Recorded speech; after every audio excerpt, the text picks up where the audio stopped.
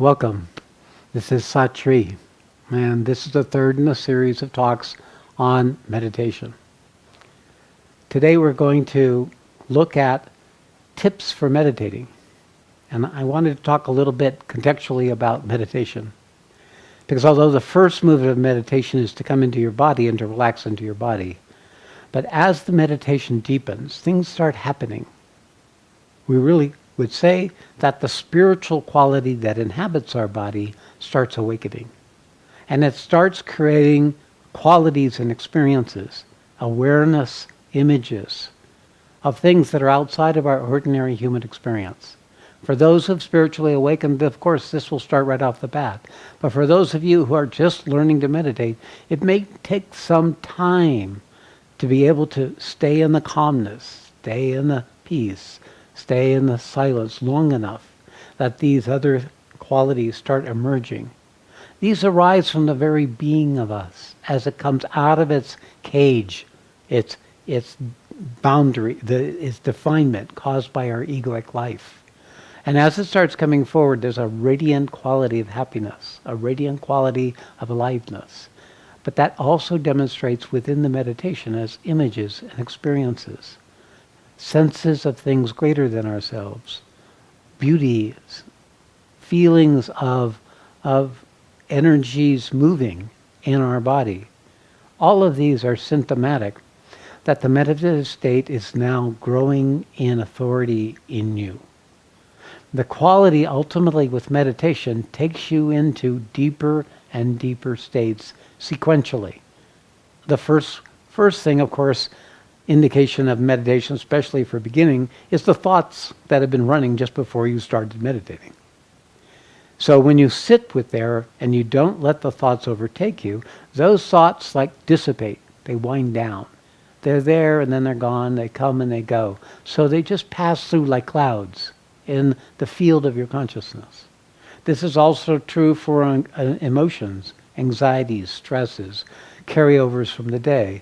The more you sit in the meditative state, the more you find the silence, the calmness, the peace within yourself, the more they dissolve. They lose their authority, they lose their power. And you start recovering the quality of energy that you give to these things. The longer you sit, the deeper it goes. The deeper it goes, the more the body starts awakening. Meditation leads to states of consciousness that can be experienced in the body, including kundalini, including bliss, including sexual energy. All of these can arise spontaneously in the event as we deepen into the unmet territory of our inner being. The secret with this is do not be disturbed. Do not be afraid. If something comes up that's fearful, or something comes up which you find very hard to be with, the art of meditating is to stay with it, not try to change it. Wait till the alarm goes off, no matter how uncomfortable it may be. The more you stay in this strategy and this orientation to what I call natural meditation, the more you'll want to meditate longer. The more the benefit of that quality of yourself becomes something you long for, that you seek. Then you should meditate more. It'll always be true that at different times of the day, it'll be easier to meditate. So sometimes, in those times of the day, if you're not too busy, then don't set your alarm for an end. Ring the bell and then just sit as long as you can in that quality of yourself that becomes available when you're successfully meditating.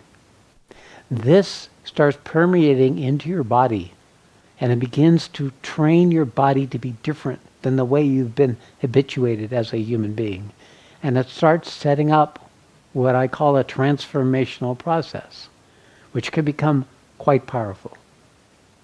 But even if you are an active spiritual seeker, a disciplined structure every single day that brings you into meditation will allow what is coming to you otherwise, from other experiences, from being with your teacher, from going in retreats, from participating in programs. It'll allow for it to deepen, the recognition of what's come to deepen and to be more available to you. So not only can you recognize the value you have been getting, but also you can begin to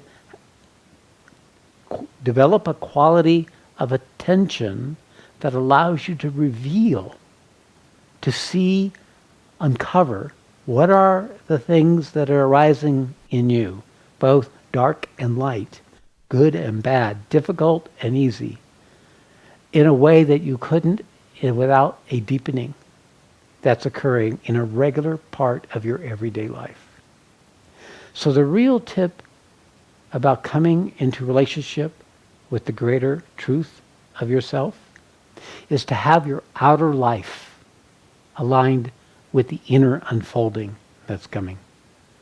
When your outer life can become more and more simple, when you step back, continuing to create new projects, new things to get involved with, new things to get worried about, and you allow your life to become simple, silent, and still, then that which you're becoming, which by its very nature is silent, still, and simple, becomes more real for you. So the thing to know that meditation has an outcome, and the outcome isn't just the meditative state. It's rather the state of consciousness of being, of what we are rather than who we are, becoming a lived part of our life. So every time we can go deep in meditation, the meditative quality of being comes with us when we come out of the meditation and start doing the necessities of our life. And there is a quality of consciousness with us during those times that enriches and aligns and reveals what it is in our life that's aligned with the truth of our being, and also that which is not aligned with the truth of our being. In this way, we become a conscious collaborator into ourselves moving into alignment with what I call our divine nature. That very essential quality of what we are, we could call the soul, the being, the essential principle of the truth of ourselves. There's one other aspect I'll talk about meditation, just so you can be alert.